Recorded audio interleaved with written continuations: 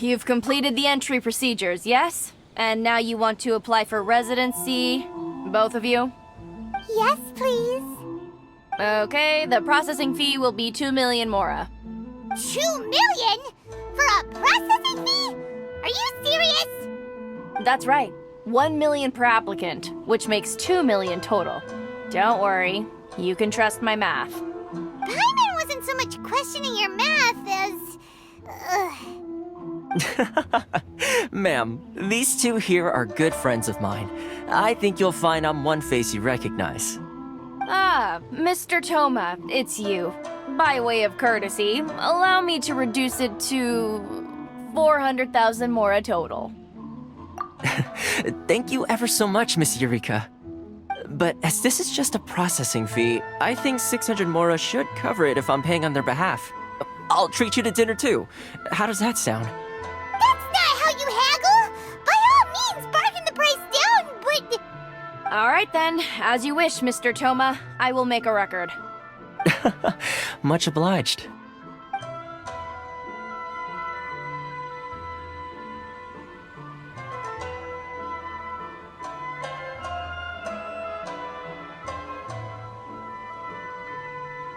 What? She went from 2 million down to 600? There's something seriously wrong with people's sense of finance around here! It's not as mind-boggling as you think. Processing fee is just a figure of speech. The way some here at the agency see it, the fees are easy money, so it becomes a question of how much they can make. So when the day comes that some poor merchant from overseas with more money than sense gets stuck here and needs to apply for residency... Then they'll milk them for all they're worth! Exactly. It's at times like this that having a local friend really comes in handy. Yes, but when you're an outlander in Inazuma, far from home in this closed nation era, there's very little that can be done about it. The most that overseas merchants can do to look after themselves is stick together. That's how the International Trade Association came about. So it's a trade association built by and for Outlanders? Yep. And as well as advancing commercial interests, the association provides help, support, and structure for Outlanders trying to survive on Rito. Essentially, it's an association devoted to both commercial excellence and survival skills. Sounds like just staying alive is an achievement when you're an Outlander in Inazuma. I see. So this is the real purpose of your trip. Yes, given that you are Outlanders, it's certainly a lofty aspiration. After all, the Raiden Shogun is the most exalted and revered one in all of Inazuma. She is a deity who reigns on high, while all other life gazes up in awe. Huh. I was going to say nothing is set in stone when it comes to who you will encounter in this world. Who's to say you won't happen to run into the Raiden Shogun one day after lunch? Uh-huh. And is that likely? Okay, I'll give it to you straight.